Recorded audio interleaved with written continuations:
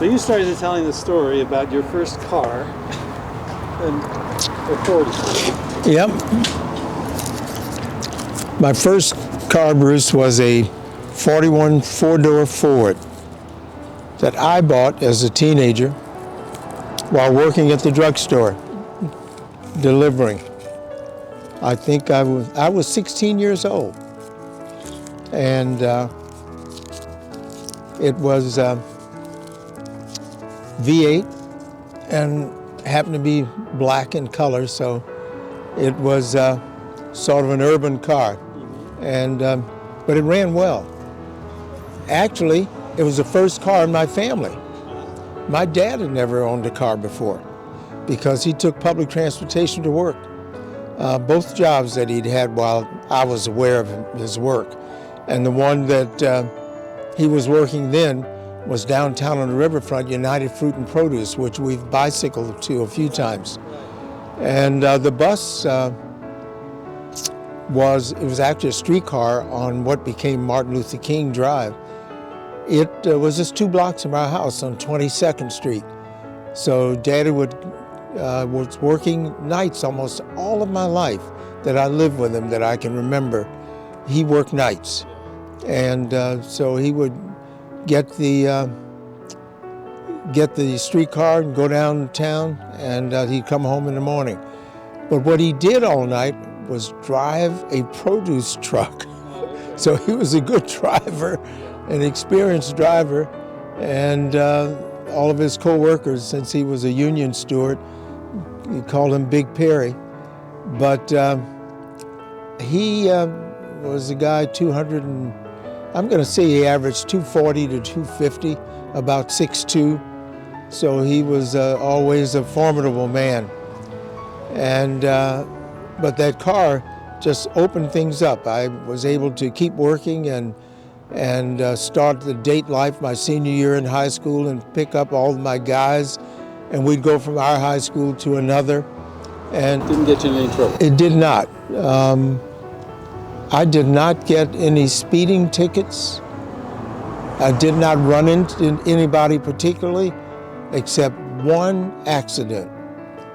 Bruce, this will be hard for you to figure, but the brightest thing that came on the scene when I was at that 17-year-old breach right in there was Bermuda Sharks.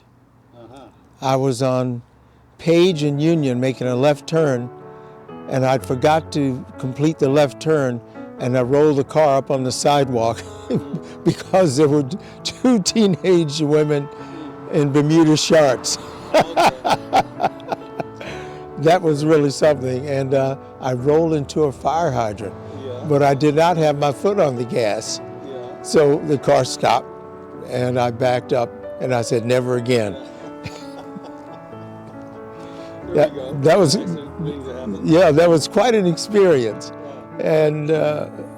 but I never did until, of course, from time to time the car would overheat, so that became expense to be maintained. I even remember having to get the radiator sealed a couple of times in the time I had it. I have no idea.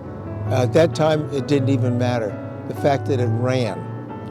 And driving out Highway 40 from downtown St. Louis, at that time, I don't remember a speed limit being posted. I just drove it as fast as as fast as I could go. That before speed limits and turn signals and freeways, no freeways have been built. It's just. It seems like Highway 40 ended at about Lindbergh. That's what I can remember. I didn't go much further than that. It seems like before I had to pull off or make a turn or something, and then it turned into a routine road, perhaps. You have to have insurance? I don't know. I really don't know about insurance. But as I've advised the grandkids and my kids since then about the need for insurance, and it became an expense that was something actually approaching the value of a car. So that became an impediment for the free purchase of cars, in a sense, without restrictions for youngsters after me, my sons and daughter. Yeah. And what we did was I would buy the cars and be in my name and they could drive them. Yeah. And that seemed to give them some freedom not to have so much insurance at that time. Yeah. Yeah. That's a killer. That's a killer. So, But I went on to have other cars.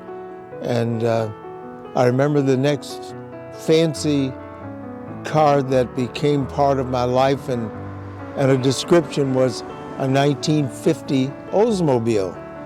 It happened to be a V8. And whoops, I just skipped a car. I went from the 41 Ford to a 47 slant back Chevrolet. okay. I think I know. And it was a six cylinder. What was the car? The first car you bought? What kind of car was it? 41 Ford. 41 Ford V8. V8 4-door. 4-door. I guess the word sedan. Models were there? I mean, it was a Ford 4-door. There wasn't all these different Impalas and Falcons and all that kind of thing. Nope, not that I knew of. And There was a Ford had a coupe at that time, which was more like a 2-seater, okay. but it was a sedan height. It was not a so-called sports car. Yeah. And my uncle, who was my aunt's boyfriend that I called Uncle, he had a 2-seater Ford that was stick shift, Yeah. and so was mine, by the way. And I enjoyed driving them.